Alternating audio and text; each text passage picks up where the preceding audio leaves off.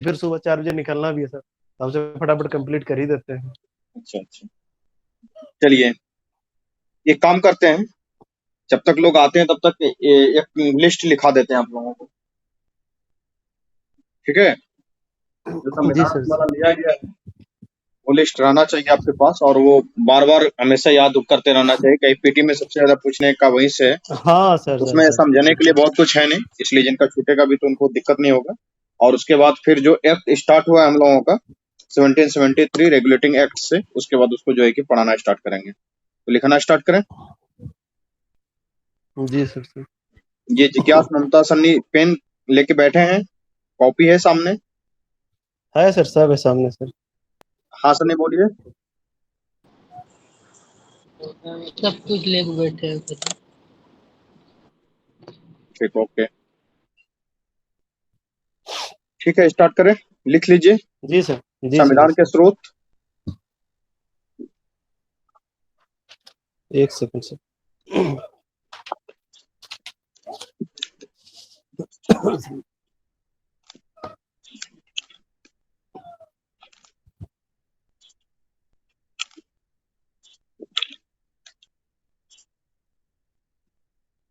चलिए लिखे दो। सबसे पहला तो सबसे बड़ा जो स्रोत है 250 के आसपास का आर्टिकल लिया गया है, किससे लिया गया है? 1935 सर। 1935 से, गवर्नमेंट ऑफ इंडिया एक्ट वाला जो है, जी सर, भारत संविधान अधिनियम। भारत सरकार अधिनियम, उसको लिख लें। तो लिखें government of India act 1935, Bharat सरकार अधिनियम। एक तरफ लिखेंगे सोर्स और एक तरफ लिखेंगे क्या क्या लिया गया था, ये ना। जी सर सर। तो लिखें गवर्नमेंट ऑफ इंडिया एक्ट 1935, इसे लिखें फेडरल स्कीम स्कीम जिसको हम लोग बोलते हैं क्या? संघीय व्यवस्था। संघीय व्यवस्था। उसके बाद लिखें न्यायपालिका। उसके बाद लोक सेवा आयोग। संघीय व्यवस्था, न्यायपालिका, लोक सेवा आयोग, इमरजेंसी प्रोविजन। इमरजेंसी प्रोविजन को हिंदी में क्या बोलेंगे? आपातकाल सर। आपातकाल। आपातकालीन उपबंध। आपातकालीन उपबंध, इसको क्या बोलेंगे? आपातकालीन उपबंध। आपातकालीन उपबंध। और गवर्नर्स ऑफिस मतलब राज्यपाल का पद। राज्यपाल का पद। उसके बाद एक और लिखेंगे एडमिनिस्ट्रेटिव डिटेल, मतलब कि क्या हो गया? प्रशासनिक प्रशासनिक। व्यवस्था सर। नहीं नहीं, डिटेल्स को क्या बोलेंगे? प्रशासनिक विस्तार। विवरण हाँ, सर। प्रशासनिक विवरण। प्रशासनिक विवरण,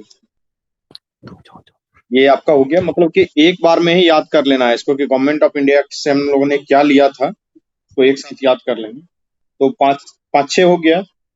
एक तो हो गया आपका संघीय व्यवस्था, उसके बाद हो गया न्यायपालिका, न्यायपालिका। उसके बाद लोक लोक सेवा व्यवस्था। आयोग, उसके बाद फिर आपका इमरजेंसी प्रोविजन जिसको हम लोग बोलेंगे क्या? आपातकालीन उपबंध। आपातकालीन उपबंध। उसके बाद फिर एडमिनिस्ट्रेटिव डिटेल राज्य। डिटेल और गवर्नर ऑफिस, राज्यपाल का पद। इतना हो गया। उसके बाद चलेंगे, राज्यपाल। सबसे जो ज्यादा चीज हम लोगों ने लिया है वो ब्रिटिश से ही लिया है, मतलब ज्यादा कम क्या, उसका ही एक कॉपी हमारे सामने ही पड़ा हुआ है, तो इसमें पूरा समझाते का भी पूरा जाएंगे। वही। पहले भी बताए थे, आज भी बता देंगे। तो उसके बाद लिखें ब्रिटेन। जो इंग्लिश वाले हैं वो ब्रिटिश लिखेंगे, हिंदी वाले लिखें ब्रिटेन। ब्रिटेन के सामने लिखेंगे संसदीय सरकार। संसदीय सरकार या संसदीय प्रणाली लिख सकते हैं, संसदीय प्रणाली लिखें ज्यादा अच्छा लगेगा। संसदीय प्रणाली। उसके बाद क्या है? रूल ऑफ लॉ, जिसको क्या कहते हैं? विधि का शासन। विधि का शासन। हाँ, विधि का शासन, रूल ऑफ लॉ, विधि का शासन।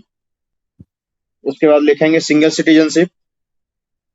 एकल नागरिकता। एकल नागरिकता, सिंगल सिटीजनशिप, एकल नागरिकता हो गया, ठीक है। हम्म, उसके बाद एक शब्द लिखे हैं संसदीय विशेषाधिकार। पार्लियामेंट्री प्रिविलेज जिसको बोला जाता है, संसदीय विशेषाधिकार, ठीक है। उसके बाद एक लिखे हैं, इसको हम लोग बोलते हैं बायकैमरलिज्म, मतलब कि द्विसदनात्मक व्यवस्था हिंदी में बोला जाता है बायकैमरलिज्म को, द्विसदनात्मक व्यवस्था। इसका ये दोनों समझा देते हैं। देखिए, पार्लियामेंट्री प्रिविलेज का क्या मतलब होता है। पार्लियामेंट्री मतलब संसदीय विशेषाधिकार का मतलब ये होता है कि संसद को अपने पास पूरा पूर्ण रूप से अधिकार है एक पूरे के पूरे कानून बनाने का, उसको कंप्लीट विशेषाधिकार है। ठीक है। उसके बाद द्विसदनात्मक व्यवस्था हमारे जो कानून में है, हमारे जो संविधान में, वो दोनों जगह पे है। एक तो संसद में भी है ही है, जहाँ की राज्यसभा लोकसभा आप देखते हैं, साथ के साथ आज के समय में 6 राज्यों में भी द्विसदनात्मक व्यवस्था है। द्विसदनात्मक व्यवस्था का मतलब कि विधानसभा और उसके बाद विधान विधान परिषद, परिषद legislative assembly and legislative council कहाँ कहाँ है तो पता है आपको? बिहार में है, उत्तर प्रदेश में है, महाराष्ट्र में है, कर्नाटका में है, उसके बाद आंध्र प्रदेश और तेलंगाना में है। लिख लें। तेलंगाना में तो हाँ, लिख लें इसको। द्विसदनात्मक व्यवस्था के नीचे लिख लें, ये पूछा जाता है, पीटी में पूछ लेगा कई बार। बिहार, बिहार, उत्तर प्रदेश, यूपी, उसके बाद बिहार उत्तर प्रदेश एक साथ लिखेंगे। उसके बाद छोड़ के फिर एक साथ लिखेंगे महाराष्ट्र और कर्नाटक को, याद करने में आसानी होगा। दोनों आसपास महाराष्ट्र ही, और कर्नाटक को लिखेंगे एक साथ। हम्म, उसके बाद एपी फिर और आंध्र प्रदेश और तेलंगाना को एक साथ लिखेंगे। आंध्र प्रदेश और तेलंगाना को एक साथ लिखेंगे। ठीक है, ये हमारा है। और एक जो रीट है ना, रीट जारी करता है, ये पता है ना आपको? संविधान में रीट भी जारी किया जाता है। ये आर्टिकल 32 के हाँ, तहत है।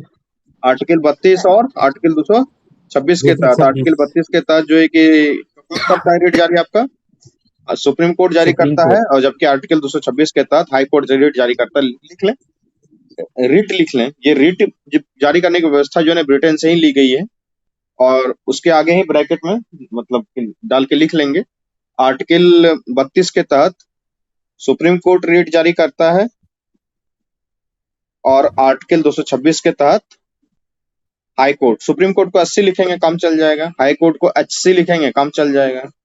ठीक है, तो आर्टिकल 32 हो गया supreme court, article 226 high court. इसी तरीके से फैक्ट पूछे जाते हैं, इसलिए जितने भी फैक्ट हो, पीटी में इस बात का ध्यान रखना है, जितना ज्यादा से ज्यादा फैक्ट हो सके आपके कॉपी में वो आना ही चाहिए। ठीक है, चलिए, हो गया।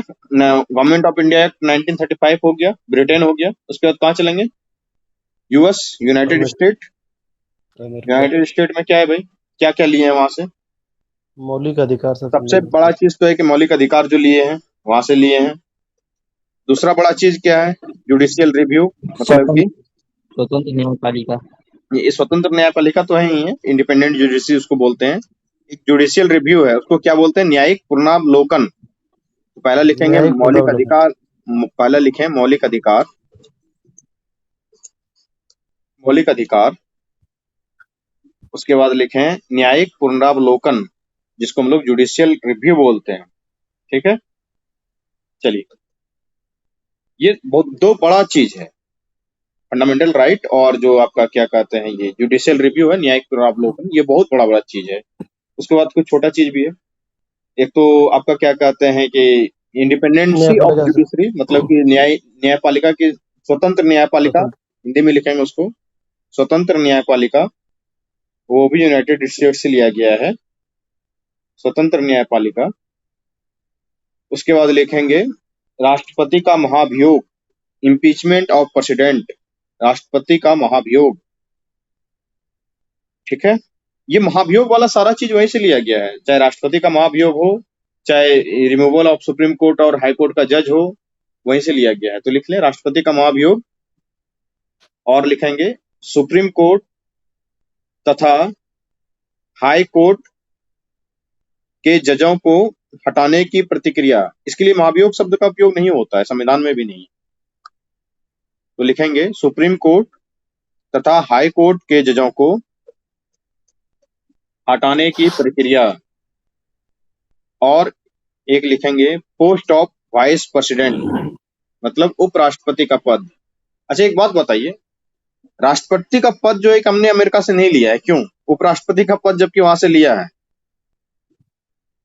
सर ये जो राष्ट्रपति का पद है सर, इससे क्या बोलते हैं, ब्रिटेन के राजा से ये है सर, जो प्रेरित है। सम्राट बोलता है सर, हाँ, प्रेरित है सर। हाँ, अमेरिका वाले से प्रेरणा क्यों नहीं लिए? तो कि वहाँ तो सर अमेरिका का प्रेसिडेंट जो इलेक्टेड होता है सर ना। फर्स्ट नागरिक नहीं होता है, जो नहीं वो नहीं ब्रिटेन, जो प्राइम ये होता है, क्या राष्ट्रपति होता है। इसी तरह भारत में भी जो प्रथम नागरिक होते हैं वो भी राष्ट्रपति होते हैं, लेकिन बस क्या है कि वो पावर अलग अलग है। नहीं हाँ नहीं, बिल्कुल सही राष्ट्रपति है। जो है एक जो, एक एक है कारण इसका, हमको जो समझ में आता है हम्म कि अमेरिका में राष्ट्रपति जो होता है हम्म। इलेक्टेड वो होता है। अध्यक्ष, वो इलेक्टेड तो होता है लेकिन वो अध्यक्षात्मक होता है। जी हाँ जी जी। वो ये सबसे बड़ी तो वो जो है भारत में अध्यक्षात्मक का मतलब ये होता है कि वो ही सर्वे सर्वा हो जाता है वहां पे। ठीक है। और दूसरा है, भारत में जो है ये पावर जो है वो प्रधानमंत्री को मिली हुई होती है, लेकिन प्रधानमंत्री जो है राष्ट्रपति के जो है नाम का उपयोग करके करता है, लेकिन वहां पर क्या है कि राष्ट्रपति खुद अपना जो है ये पावर का यूज करता है। सुप्रीम तो पावर ये जो राष्ट्रपति के है हाथ एक से अंतर। चला जाता है। हाँ, तो देखिए ये हमारे जो है यहाँ पे अंतर जो है। संसदीय व्यवस्था है वो क्या है, पार्लियामेंट्री फॉर्म ऑफ गवर्नमेंट है। ठीक है। और वहां पे क्या है कि अध्यात्मात्मक व्यवस्था है, वहां राष्ट्रपति सर्वोसर्वा हो जाता है। इसलिए उनसे हमने राष्ट्रपति नहीं लिया। प्रेरणा हमने ब्रिटेन से लिया, लेकिन उनके तरह हमने नहीं बनाया कि एक मुखौटा बैठा देना है। हमने लोकतांत्रिक गणराज्य को बनाया है। लोकतांत्रिक गणराज्य मतलब कि चुनाव वाला राष्ट्रपति है, जबकि उसका राष्ट्रपति मोनार्कल फॉर्म ऑफ डेमोक्रेसी है। मोनार्की को हिंदी में क्या बोलते हैं, वो राजतंत्रात्मक गणराज्य बोला जाएगा एक तरीके से। ठीक है, तो उसका मोनार्कल फॉर्म ऑफ डेमोक्रेसी है, हमारा वैसा नहीं है। हमारा जो है रिपब्लिक फॉर्म ऑफ डेमोक्रेसी है। हो गया। तो यूएस से कितना चीज हो गया, एक बार बोलिए, याद हो जाएगा। कोई बोलिए। मौलिक अधिकार हो गया सर, हम्म न्यायिक पुनर्विवेचन, न्यायिक न्यायपालिका की स्वतंत्रता हो गया, राष्ट्रपति पर महाभियोग, उपराष्ट्रपति का पद, एससी एवलिक हाईकोर्ट को हटाने की प्रक्रिया। हम्म। चार पांच चीज हो गया, एकदम याद करते चलना है। 6। कि मूल अधिकार, उसके बाद न्यायपालिका की स्वतंत्रता, उसके बाद फिर इम्पीचमेंट ऑफ प्रेसिडेंट, राष्ट्रपति पर महाभियोग, उसके बाद फिर आपका क्या कहते हैं कि सुप्रीम कोर्ट और हाई जुडिशियल कोर्ट को रिव्यू। के जजों को हटाने की जो व्यवस्था है। और फिर उपराष्ट्रपति का पद हमने कहाँ से लिया है, ये ब्रिटेन से, सॉरी अमेरिका से लिया है। चलते हैं। उसके बाद आयरिश कॉन्स्टिट्यूशन था, जो आयरलैंड का संविधान था। उससे क्या क्या हम लोगों ने लिया था, बताइए कोई। एक तो एक तो सर नीति निर्देशक, डीपीएसपी का अलावा और बताइए। डीपीएसपी, राष्ट्रपति का निर्वाचन, हाँ और राष्ट्रपति निर्वाचन है, राज्यसभा में कुछ सदस्यों का नामांकन राज्यसभा में सम्मिलित जो है। राष्ट्रपति मनोनीत करते हैं उसको भी लिया गया है। तो लिख लें। एक तो डीपीएसपी, क्या डीपीएसपी सर? लिख लेंगे, directive principle of state policy, उसको राज्य के नीति निर्देशक तत्व बोलते हैं। उसके बाद लिखेंगे राष्ट्रपति के निर्वाचन की प्रक्रिया, राष्ट्रपति के निर्वाचन की प्रतिक्रिया, जिसको क्या बोलते हैं, method of election of president, राष्ट्रपति के निर्वाचन की प्रक्रिया। उसके बाद जो nomination of member of Rajya Sabha होता है, जो 12 मेंबर का नॉमिनेशन किया जाता है, वो भी वहीं से लिया गया है। ठीक है, ये तीन चीजें आयरिश कॉन्स्टिट्यूशन से आया है। उसके बाद आगे बढ़ते हैं, कनाडा से क्या क्या लिया गया है। एक सेकंड सर, ये तो सर कनाडा से संघीय व्यवस्था। संघवाद लिया गया, संघीय व्यवस्था कनाडा से लिया गया। इसमें लिख लेंगे फेडरेशन विथ स्ट्रॉन्ग सेंटर, मतलब कि संघीय मजबूत केंद्र के साथ संघीय व्यवस्था। कनाडा वाला ही है हमारा, एकदम पूरा रेप्लिकेट करता है। मोदी जी के आने के बाद तो ये पूरा ही हो गया है, जो भी थोड़ा बहुत बाकी था। तो लिख लें इसको, क्या लिखना है, मजबूत केंद्र के साथ संघीय व्यवस्था, federation with a strong centre इसको बोला जाता है। ठीक है। और क्या लिया गया है, अपॉइंटमेंट ऑफ स्टेट गवर्नर। यह राज्यपाल की नियुक्ति भी लिया गया है। हाँ, राज्यपाल की नियुक्ति वहीं से लिया गया है। ये अपशिष्ट शक्ति भी तो केंद्र से वही से है ना। हम्म और उसको क्या बोलते हैं, रेसिडुअल पावर बोलते हैं, अपशिष्ट शक्ति केंद्र के पास, अपशिष्ट शक्ति केंद्र के पास वहीं से लिया गया है।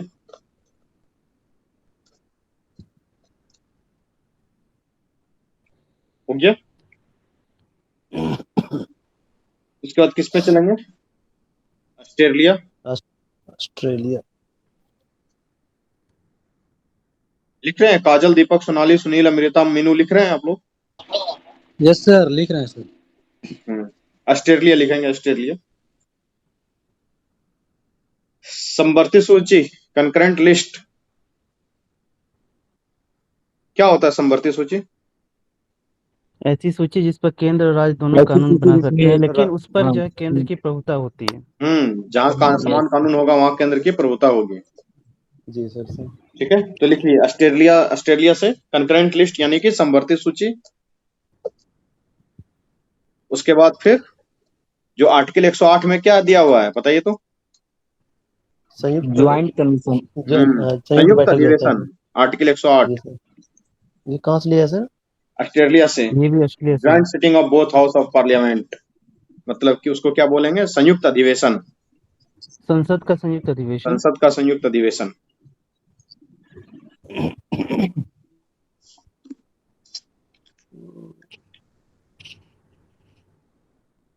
जर्मनी से क्या लिया गया था? क्या सर? जर्मनी से इमरजेंसी। आपातकाल। है? नहीं, आपातकाल नहीं, आपातकालीन संघ उपबंध को तो आपातकाल आर्टिकल शक्तियों का 1935, ये 1935 का अधिनियम से ही लिया गया है। मूल सस्पेंशन अधिकारों का ऑफ निलंबन की फंडामेंटल व्यवस्था की राइट, मतलब कि मूल अधिकारों का आपातकाल के दरमियान निलंबन की व्यवस्था। निलंबन, मूल अधिकारों का आपातकाल के दरमियान निलंबन। जर्मनी। ये लोग जो छोड़ छोड़ के क्लास जा रहे हैं, इनके लिए क्या व्यवस्था किया जाए? कौन जा रहा है सर? लड्डू पेड़ा दिया जाए सर। हाँ ठीक है। देखिए धीरे धीरे लिखते लिखते क्या होगा ना, आपका एक नोट्स तैयार हो जाएगा। नहीं तो लिखा हुआ हर जगह हर चीज है, अपने हाथ से जब लिखेंगे ना वो चीजें याद भी रहती है। कई बार एग्जामिनेशन में रिकॉल करने का काम आता है। ये लिख के देने में हमको 5 मिनट भी नहीं लगता, वो कोई फायदा नहीं। आपकी किताब में भी ये सारा चीज लिखा ही होगा। जैसे मैंने कुछ चीजें लिखा है, रिट के साथ साथ आपको आर्टिकल लिखा दिया, वो आपके किताब में नहीं मिलने वाला है। वो रिट के चैप्टर में मिलेगा, ऐसा नहीं कि नहीं मिलेगा। जब आप चीजों को एक साथ लिख लेते हैं ना, वही सेल्फ हैंडमेड नोट्स होता है, और वही नोट्स एग्जामिनेशन में बहुत काम करता है। इसलिए बार बार हम कहते हैं कि वो शांति से क्लास को सुनिए नहीं, लिखिए भी। और जब भी ऐसा देखा गया है कि क्लास में जब लिखाना स्टार्ट करते हैं कुछ बच्चे क्लास छोड़ के भाग जाते हैं। खैर, उनको लड्डू पेड़ा व्यवस्था किया जाएगा। लिखिए जर्मनी के वाइमार संविधान से क्या लिखे हैं आप लोग? मूल अधिकारों का आपातकाल के दौरान निलंबन। निलंबन, मूल अधिकारों का आपातकाल के दरमियान निलंबन। चलिए यूएसएसआर से जो क्या था? ये मूल कर्तव्य। मूल कर्तव्य। हाँ, मूल कर्तव्य। और ये न्याय भी वहीं से लिया गया है। क्या लिया गया है? सोशल जस्टिस, सोशल इकोनॉमिक जी। जस्टिस वहीं से लिया गया है। हाँ, सामाजिक आर्थिक न्याय का सिद्धांत, जिससे कि पंचवर्षीय योजना वगैरह चलाया गया था बाद में। फ्रांस से क्या लिया गया है? ये फ्रांस तो पूरे दुनिया को दिया है, हमको क्या पूरे दुनिया को दिया है? बंधुता। हाँ, लिबर्टी, इक्वलिटी और फ्रेटर्निटी, बंधुता, स्वतंत्रता और समानता। समानता। बंधुता, स्वतंत्रता, समानता, 3 चीज। ये पूरे दुनिया को फ्रांस ही दिया है, सिर्फ ऐसा नहीं भारत को, वहीं स्टार्टिंग हुआ था ये सब। फिर से सर एक बार बोलिएगा तो। बंधुता, स्वतंत्रता और समानता।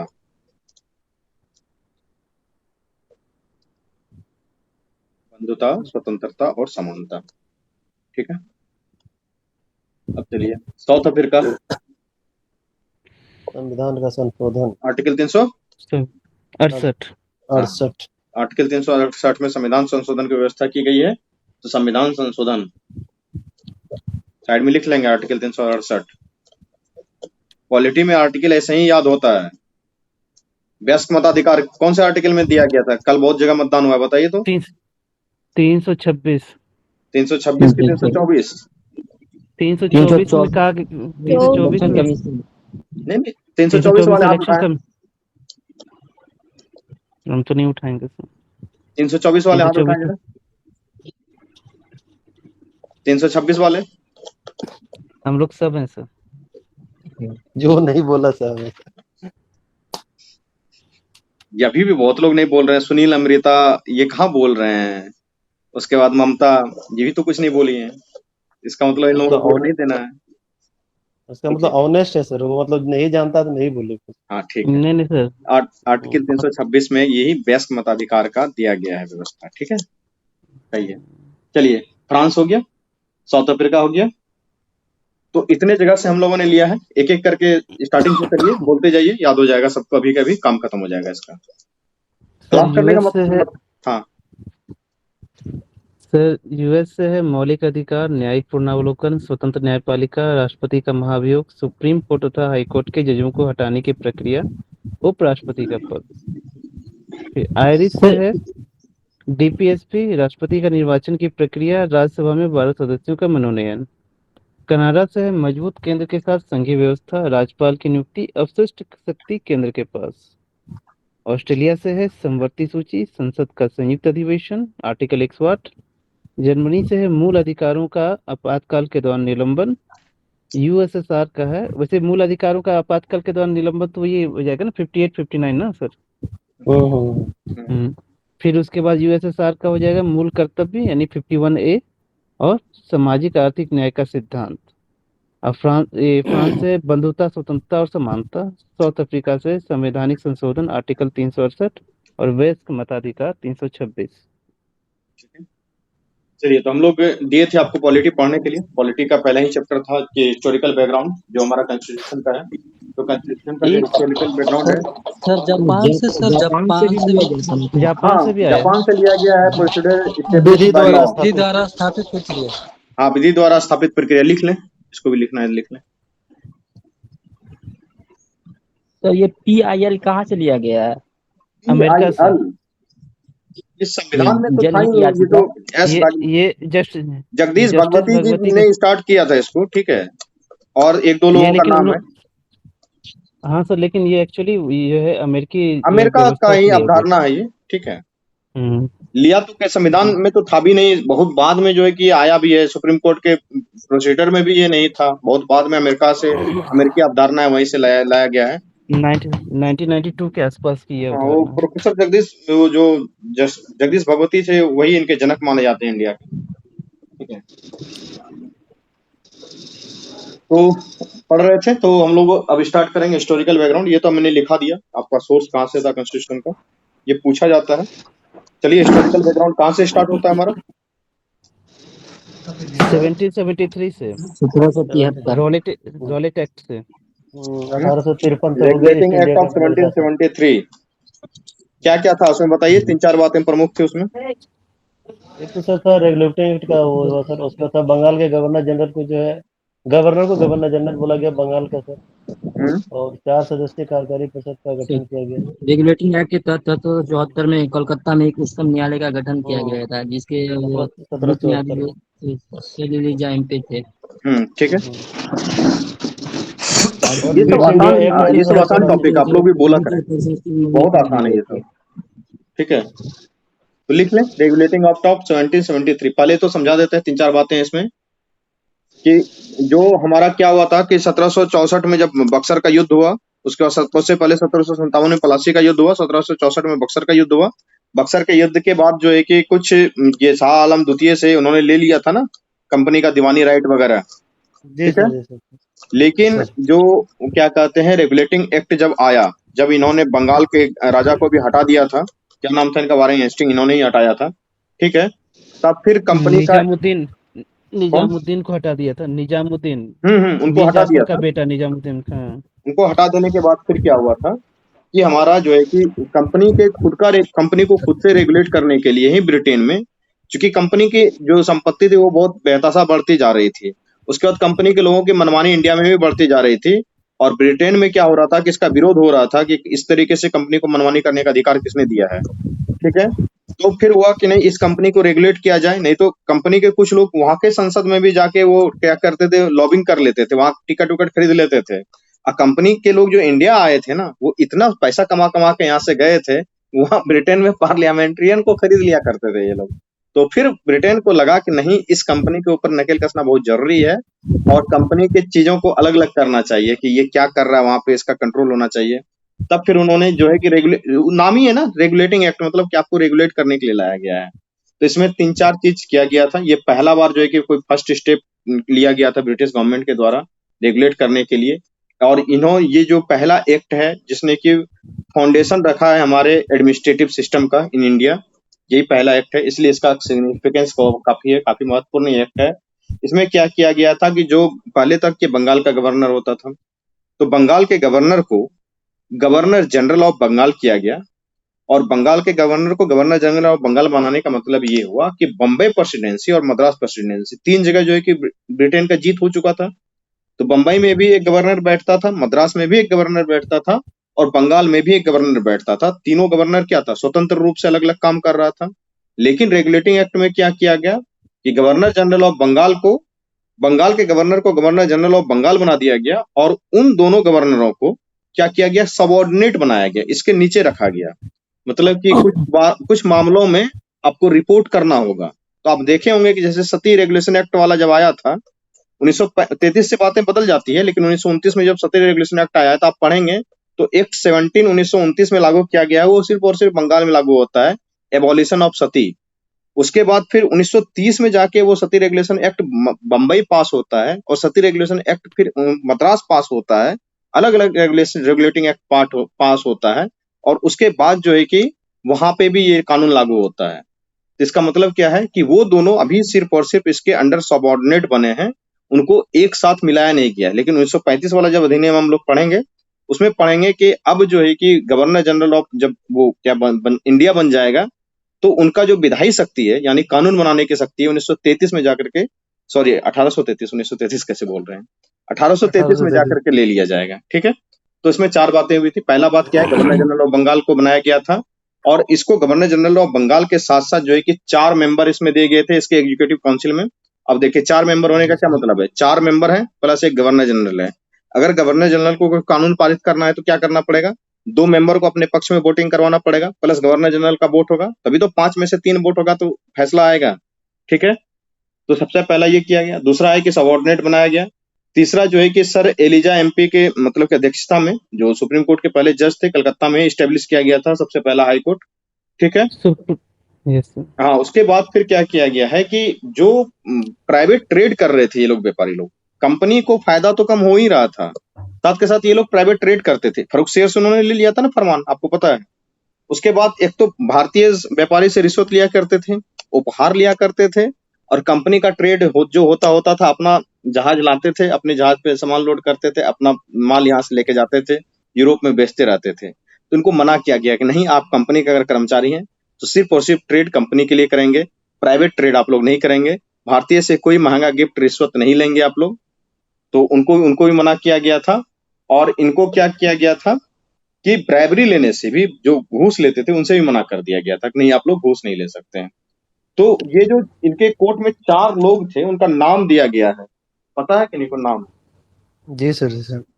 बताइए तो ये नाम तो क्या क्या है? फ्रांसिस था, बर्नियर था, ऐसे करके 4 नाम था। हाँ, क्लेवरिंग था, मानसन और बारवेल। कौन? हाँ, तो लिख लें इसको लिख लें। एक जगह लिखा हुआ रहेगा ना तो आसान होगा, कि फिर मुश्किल हो जाता है कि कोर्ट ऑफ डायरेक्टर इसमें आया था कि बोर्ड ऑफ कंट्रोल इसमें आया था, किसमें कौन आया था जरा बताइएगा कोई। इसमें इसके एक बाद व्यवस्था आया था किसमें आया था, court of director? Pitt's India act के बाद सेटलमेंट एक्ट में आया था 1784 1784 1784 एक चीज, 2 बातें हैं पहले ध्यान से सुनिए। एक है कोर्ट ऑफ डायरेक्टर, ठीक है, एक है बोर्ड ऑफ कंट्रोल। ये दोनों जो 1784 के बाद आया, 1784 में। कोर्ट ऑफ डायरेक्टर का नहीं पोस्ट जो है 1773 में भी आ गया था। ठीक है, सर, और बोर्ड ऑफ 1773 में तो कहीं कोर्ट ऑफ डायरेक्टर्स का सर है नहीं जी। और कोर्ट उनका बोर्ड ऑफ confuse हो रहा कंट्रोल जो है वो 1784 में था। ये थोड़ा हम कंफ्यूज कर रहे हैं, सॉरी। अगर कंफ्यूज कर रहे हैं तो इन्हीं को उल्टाइएगा, क्या कहते हैं, ये वाला जो है आपका लक्ष्मीकांत। नहीं, लक्ष्मीकांत में नहीं था ये। मैंने आगे इसको नोट भी किया है इससे, आपका ये वाला बुक, अरे ये घटना चक्र वाला जो किताब है, इसी में ये दिया हुआ भी है। ठीक है, यही तो कह रहे हैं कि चीजें एक एक करके मिलती है। जैसे होता क्या है ना, जब कंपनी बनती है तो उसमें 2-3 चीजें होते हैं। एक होता है क्या कहते हैं, कोर्ट ऑफ प्रोप्राइटर, एक होता है बोर्ड ऑफ डायरेक्टर। ये क्या होता है? कोर्ट ऑफ प्रोप्राइटर क्या होता है कंपनी का, पता है? प्रोप्राइटर तो मतलब वो तो मालिक हो गया उसका सर। हाँ, तो जैसे प्रोप्राइटर समझ प्रोप्राइटर जो है वो कंपनी जब बनी थी 1600 ईस्वी में ना, उसमें भी उसमें कोर्ट ऑफ प्रोप्राइटर थे, ठीक है। जी सर। लेकिन कोर्ट ऑफ डायरेक्टर क्या था? कोर्ट उसका ऑफ निर्देशन जो उसके प्रोप्राइटर जो नियुक्त किया जाता है कोर्ट सर। ऑफ डायरेक्टर में जो है कि इंडिपेंडेंट डायरेक्टर भी बनता है, कुछ लोग डायरेक्टर भी होते हैं, उसका निर्देशन होता है कि कंपनी चलेगी कैसे, वो दर्शाता है। 1784 में क्या किया गया है कि बोर्ड ऑफ कंट्रोल लाया गया है, ये एक अलग व्यवस्था है। और 1784 में दोनों को सेपरेट सेपरेट कर दिया गया था। जैसे कि कोर्ट ऑफ डायरेक्टर जो है उसको कमर्शियल अफेयर देखने के लिए दिया गया था, और जो बोर्ड ऑफ कंट्रोल है उसको पब्लिक अफेयर देखने के लिए दिया गया था, ठीक है। लिख लें, ज्यादा बेहतर रहेगा, नहीं तो फिर कंफ्यूजन पैदा होगा। 1781 में भी कुछ था क्या सर? मुझे दिमाग से स्किप कर रहा है, इसमें तो नहीं दिया है मुझे। 1781 में थोड़ा सा उनमें जो है ना ठीक किया गया था, कुछ अमेंडमेंट करके था सर। हाँ, अमेंडमेंट किया गया था, यही 1773 के रेगुलेशन में अमेंडमेंट किया गया। दो अमेंडमेंट है, उसी इसको अमेंडमेंट एक टॉप सेटलमेंट बोला जाता है आपको, ठीक है। हाँ वो- सर सेटलमेंट के चक्कर में ही तो सर गड़बड़ हो गया था, तो ये वारेन उसी हेस्टिंग को, जो है हाँ। इस्तीफा दे के भाग गया था, बोला था कि हम नहीं नहीं संभालेंगे। इसके ऊपर 1784 में फिर उसको लाया, चौथ- वारेन हेस्टिंग उसको को महाभियोग भी उसको मना करके लाया गया, उसको मना करके लाया गया था। उनको बोला गया था कि आपको सेनापति का भी पावर दे देंगे, वो उन्हीं के चक्कर में वो अमेंडमेंट हुआ भी था, ठीक है। जी सर। इसके ऊपर महाभियोग भी लगा था सर, जब यहाँ से गया था इंडिया से, वहाँ पे। लेकिन हाँ, नहीं तो नहीं वो अरे वो खैर बहुत बड़ी बात हो जाएगी, फिर अलग अलग चीजें। इसको पहले लिख लीजिए, ज्यादा अच्छा रहेगा। बोलिए सर। 4 मेंबर का सर लिखेंगे। बताइए सर आप। हाँ, रेगुलेटिंग एक्ट ऑफ 1773 लिखेंगे। इसको क्या बोलते हैं हिंदी में? रेगुलेटिंग एक्ट ऑफ 1773 का रेगुलेटिंग एक्ट। 1773 का रेगुलेटिंग एक्ट लिख लें।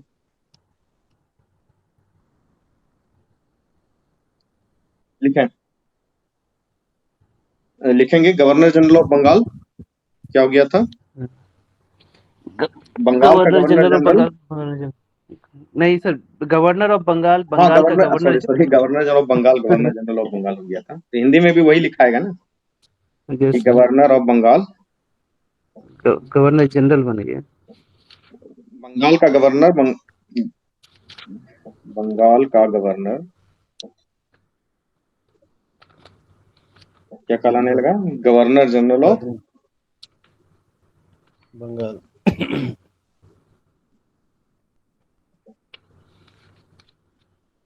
बंगाल का गवर्नर जनरल लिखा है ना, हो जाओ ना तुम। बंगाल का गवर्नर जनरल।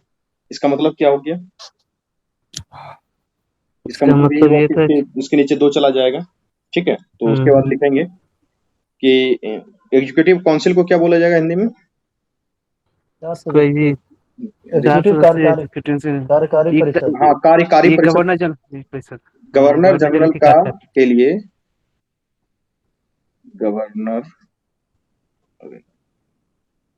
गवर्नर जनरल की सहायता के लिए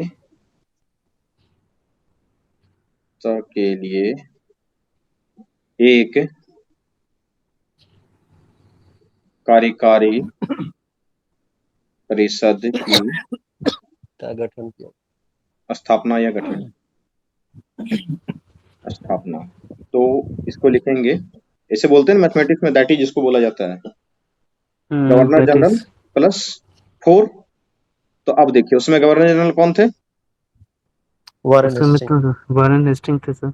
हाँ, तो लिख लेंगे वारेन हेस्टिंग, वारेन हेस्टिंग। 4 में से अलग नाम है, इनका नाम लिख लेंगे, हो सकता है पूछ ले। तो एक का नाम तो फ्रांसिस था, दूसरे का नाम क्या था? बारवेल था। क्लेवरिंग। बारवेल भी है। बारवेल भी एक व्यक्ति है। तीसरा है एक क्लेवरिंग था, और एक मानसिंग था। हाँ, मानसिंग नहीं भाई, मानसन। तो ये इसके मतलब के सदस्य थे। इतना ना नाम सब है ना सर, सब कंफ्यूज हो जाएगा। नहीं, वो पीटी में है ही, पीटी का मतलब ये होता है कि जितना ज्यादा से ज्यादा फैक्ट हो सके। इसी तरीके से लिखते चले जाएंगे, उसके बीच बीच में जगह रहेगा, फिर दोबारा अगर कुछ लिखने का मौका लगे तो उसी में फिर ऐड करते चले जाना है, कुछ नहीं करना है। ये हो गया ये पेज।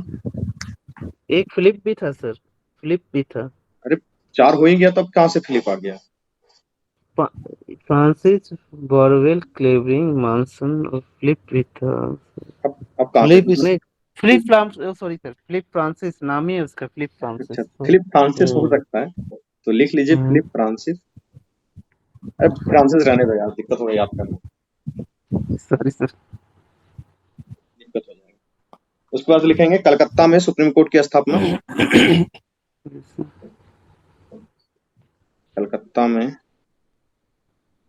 सुप्रीम कोर्ट की स्थापना 1784 में। 74 1774 सर। अच्छा अच्छा अच्छा अच्छा 74। इधर हो ना, 1774 में ही किया गया, 1 + 1774 3 में। = 4, ये मतलब समझ गए? Yes sir. जी सर। क्या हो गया, एक सुप्रीम कोर्ट के चीफ जस्टिस हो गए, 3 जस्टिस हो गए, तो एटलीस्ट यहाँ पे चीफ जस्टिस का नाम हम लोग लिख लें। हम एक नोट्स बनाए थे, उसमें तो तीनों जस्टिस का भी नाम लिखे थे, फिर लगा ज्यादा हो जाएगा। चैम्बर्स है, लेमिस्टर हाँ है वैसे करके 4 नाम था। और हाइट है। ये लीजा एमपे नाम था ना, हाँ सर एलिजाम पे एमपे। ये टोटल 4 जज थे उस समय पे। उसके बाद तीसरी प्रावधान इसका ये है कि कंपनी के कर्मचारियों को निजी व्यापार करने से, कंपनी के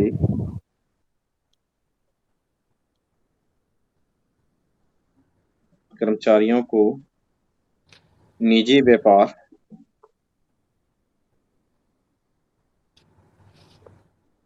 करने, मतलब निजी व्यापार को क्या बोलेंगे, प्राइवेट ट्रेड, यस सर। तथा भारतीयों से उपहार लेने से प्रतिबंधित किया गया।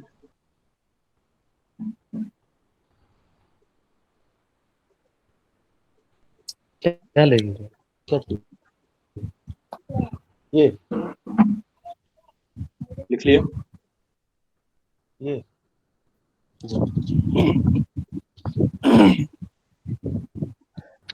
कंपनी के कर्मचारियों को निजी व्यापार करने तथा भारतीयों को उपहार लेने से प्रतिबंधित किया गया था।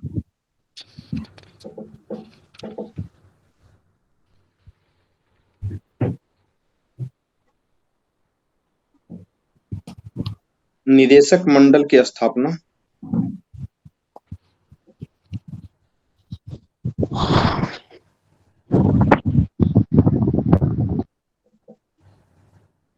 Court of directors. Court of directors.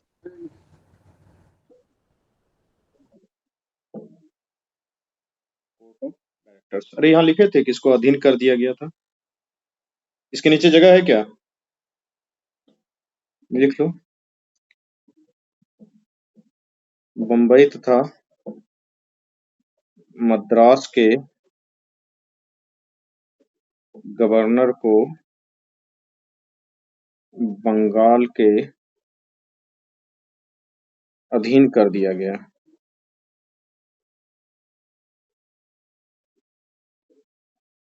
लिख लीजिएगा एक लाइन, ये एरो मार्क कीजिएगा। मुंबई तथा मद्रास के गवर्नर को बंगाल के अधीन कर दिया गया था। उसके बाद ये लिख लेंगे कोर्ट ऑफ डायरेक्टर, निदेशक मंडल की स्थापना। उसके बाद 1781 में भी संशोधन हुआ है, ठीक है, तो अब हर संशोधन को हम लोग पढ़ने नहीं जा रहे हैं, ठीक है। उसमें उसके सर बाद क्या किया गया, उसमें क्या किया गया था कि ब्रिटिश संसद ने 1781 में 2 समितियां बनाई थी, एक प्रवर समिति, एक गुप्त समिति।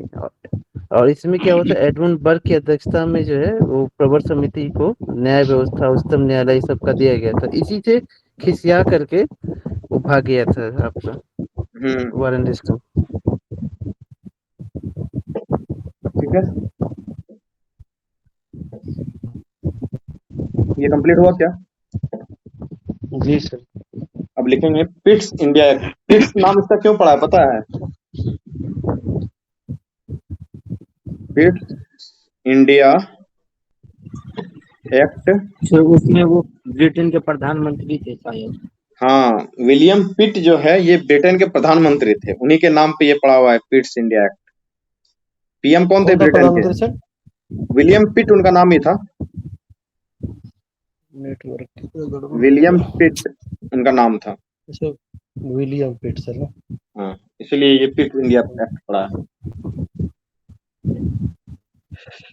इन्होंने क्या किया पता है? इन्होंने एक काम किया है इस एक्ट ने कि जो कमर्शियल और पॉलिटिकल फंक्शन था कंपनी का, दोनों को अलग अलग कर दिया। कमर्शियल और पॉलिटिकल फंक्शन को कंपनी को अलग कर दिया। तो इसको क्या लिखेंगे? व्यापारिक गतिविधि और क्या? राजनीतिक। हाँ, व्यापारिक तथा राजनीतिक गतिविधियों को अलग अलग किया। लिख लीजिए, कंपनी के व्यापारिक तथा राजनैतिक गतिविधियों को अलग अलग किया। अब देखिए, दूसरा काम इन्होंने किया था, बोर्ड ऑफ कंट्रोल की स्थापना की। बोर्ड ऑफ कंट्रोल की स्थापना की। अब देखिए, हमने क्या पढ़ाया था कि कोर्ट ऑफ डायरेक्टर 1773 में बनाया गया था। ठीक है, कोर्ट ऑफ डायरेक्टर हिंदी में भी ऐसे ही लिखाएगा, कोर्ट ऑफ डायरेक्टर ही लिखाएगा। डायरेक्टर 1773 में बना था। सर हिंदी में नियंत्रण मंडल कहा जाता है। पूछा हाँ, हुआ क्वेश्चन है ये, झारखंड या कुछ एचपीसीएस में।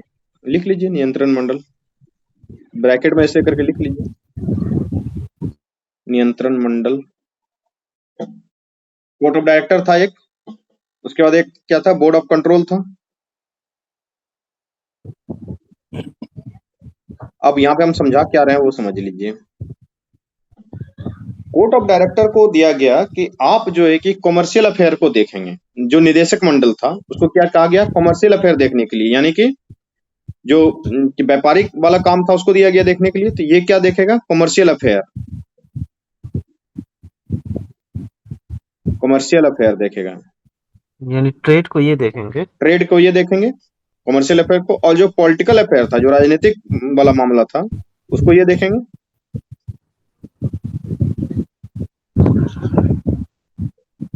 पॉलिटिकल अफेयर को ये देखेंगे और कॉमर्शियल अफेयर को वो देखेंगे।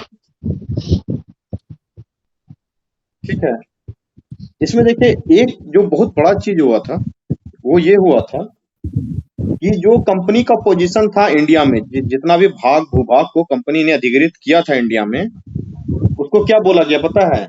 British position in India. तो लिख लीजिए, कंपनी द्वारा अधिग्रहित जमीन को, कंपनी द्वारा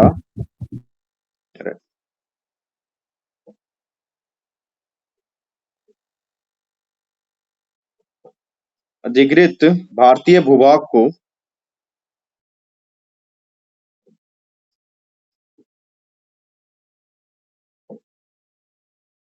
ब्रिटिश पोजीशन इन इंडिया बताया गया। ब्रिटिश पोजीशन इन इंडिया मतलब ब्रिटिश का भाग भारत में ब्रिटिश संपत्ति। भारत में ब्रिटिश संपत्ति, या क्या बोल सकते हैं, भूभाग बोल सकते हैं, भूभाग पहली बार घोषित किया गया है।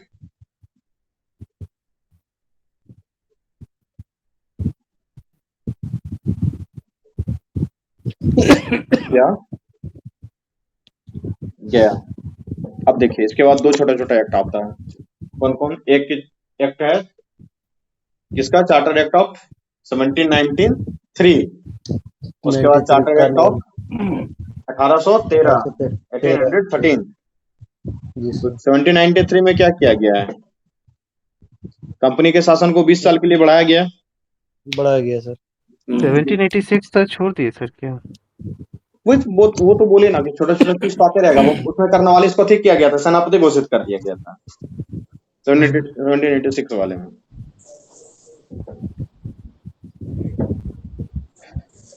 अब देखिए वो समझा देते हैं चीजों को, समय नहीं लिखाने का। 2-3 चीज समझा देते हैं। एक तो 1793 वाला एक्ट आया था, उसके बाद 1813 वाला एक्ट आया था। 1793 के एक्ट में बहुत कुछ है नहीं। क्या कहा गया था उसमें कि 20 साल के लिए आगे बढ़ाया जाएगा, और क्या कहा गया था?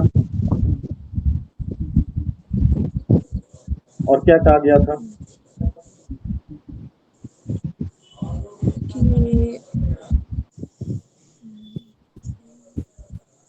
तो बताएंगे।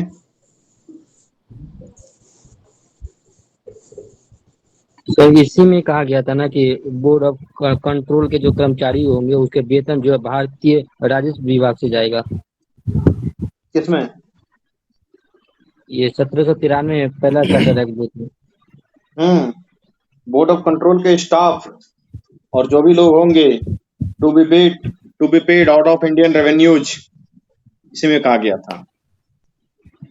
ठीक है। एक और चीज कहा गया था सर, हाँ। एक और चीज कहा गया कि परिषद के निर्णय को रद्द करने का अधिकार जो है गवर्नर जनरल को दे दिया गया, यानी वीटो पावर दिया गया गवर्नर जनरल को।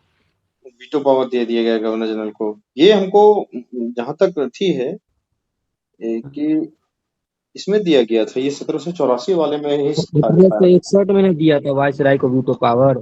नहीं, उस समय नहीं दिया गया उस था। समय तो वो अधिक 1763 वाला जो 1863 वाला जो बात बोल रहे हैं ना, उसमें ये किया गया था जो अभी भी राष्ट्रपति कई बार जारी कर देता है, अध्यादेश। वो किया गया वो था। अध्यादेश का था, ये है वीटो पावर। मैं इसको देख के क्लियर करूंगा। ठीक है, इस चीज को मैं कल देख के क्लियर करूंगा।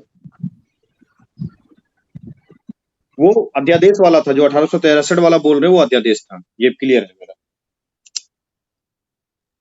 ठीक है। इसमें लिखा हुआ है सर, एक बुक है इसमें, ये पांडे सर का बुक है, इसके पांडे। हाँ।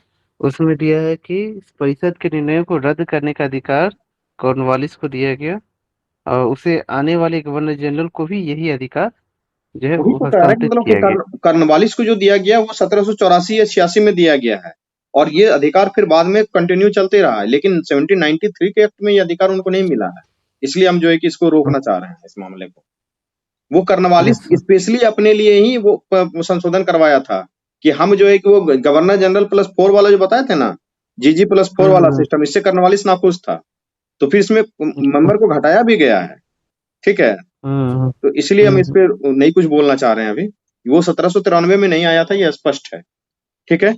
अब देखिए कुछ सवाल जो पूछे जाते हैं इसमें किस तरीके से पूछे जाते हैं। जैसे सवाल पूछा जाता है कि निरंतर परिषद की स्थापना, सर्वोच्च न्यायालय की स्थापना, इंग्लिश मिशनरियों का भारत में आगमन, और फिर गवर्नर जनरल में कानूनी सदस्य की नियुक्ति, ये किस किस से हुआ था? मिलान करने के लिए देगा तो बताइए, नियंत्रण परिषद की स्थापना किससे हुआ था? नियंत्रण परिषद, पीट्स इंडिया एक्ट 1774 से हुआ था। सर्वोच्च न्यायालय की स्थापना 1773 में हो गया था, मतलब कि 1773 के एक्ट से हो गया था, नियामक अधिनियम जो 1773 वाला था। इंग्लिश मिशनरियों को भारत में कार्य करने की अनुमति 1813।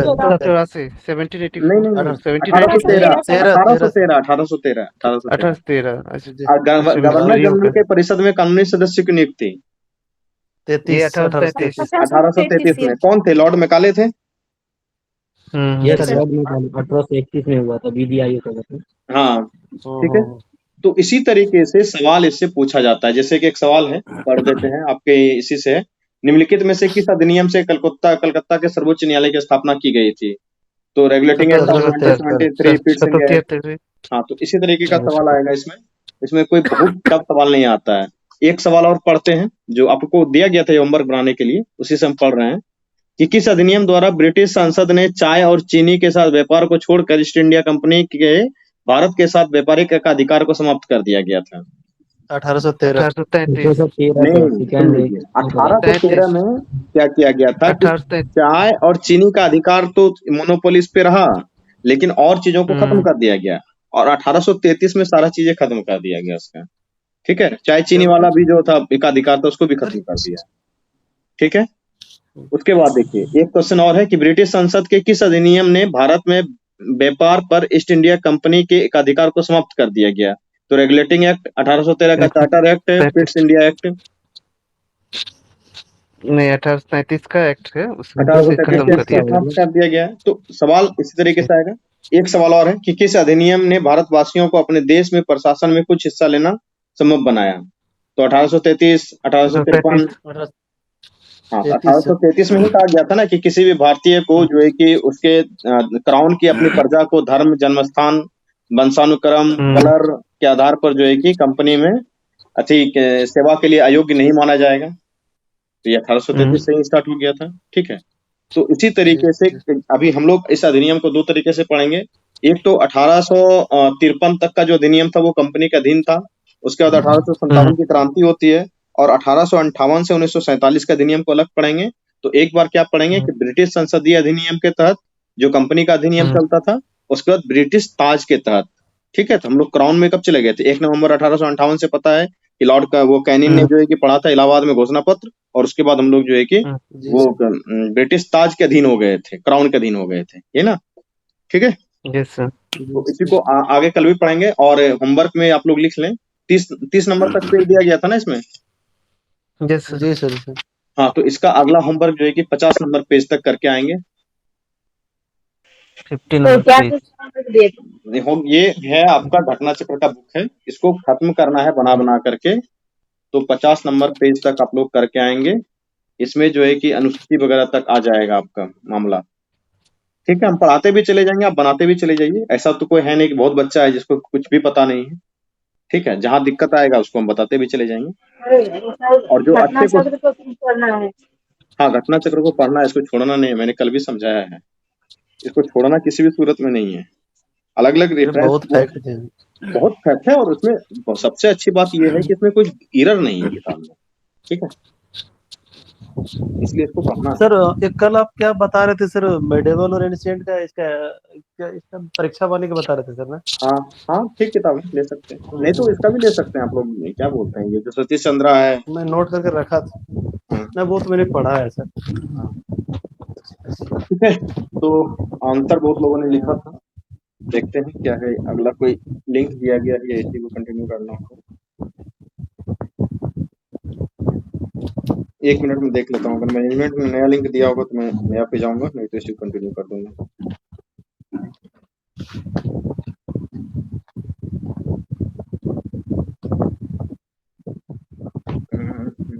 नहीं, नया तो नहीं दिया गया है।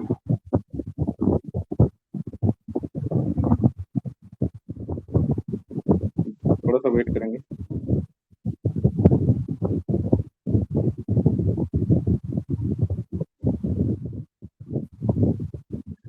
कौन कौन आंसर लिखा था जी? आज तो हम कुछ आंसर चेक भी किए थे।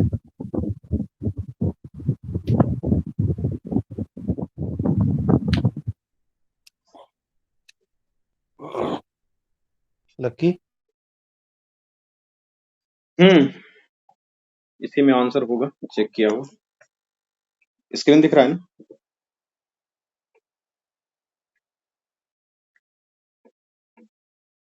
सब लोगों को आने देते हैं, पानी पी के हम भी आते हैं। ठीक है,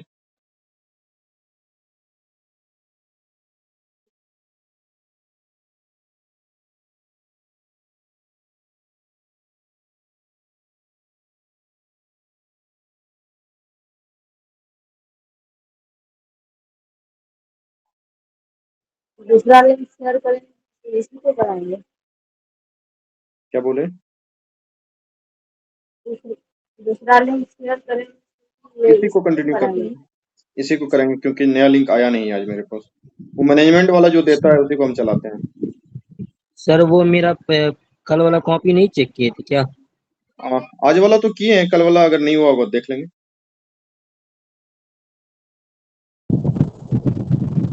सर तो ये प्रस्तावना से क्वेश्चन आप दिए हैं लिखने के लिए? हाँ, सबको पर्सनली मिला भी होगा, गया था सर ना जिसका साकलेन? कॉपी उसके जी चेक सर, कीजिए मिला ना। था सर। जो लोग हैं नहीं है, नहीं एक दो कॉपी देखते हैं तभी तो पता चलेगा। जैसे ये आरती का कॉपी है, आरती अच्छा लिखती है लेकिन आज आरती है नहीं, ठीक है।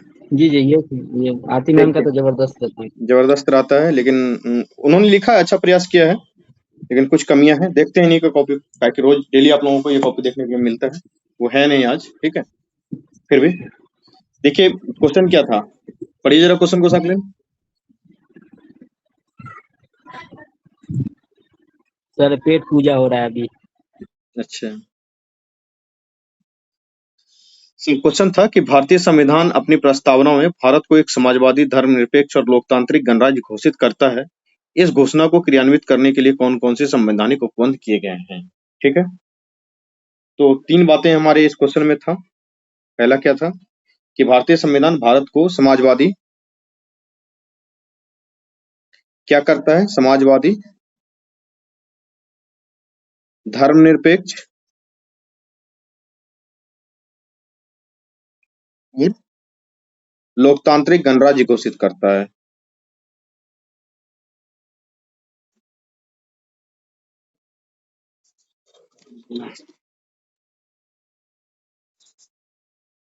डाल के रखो,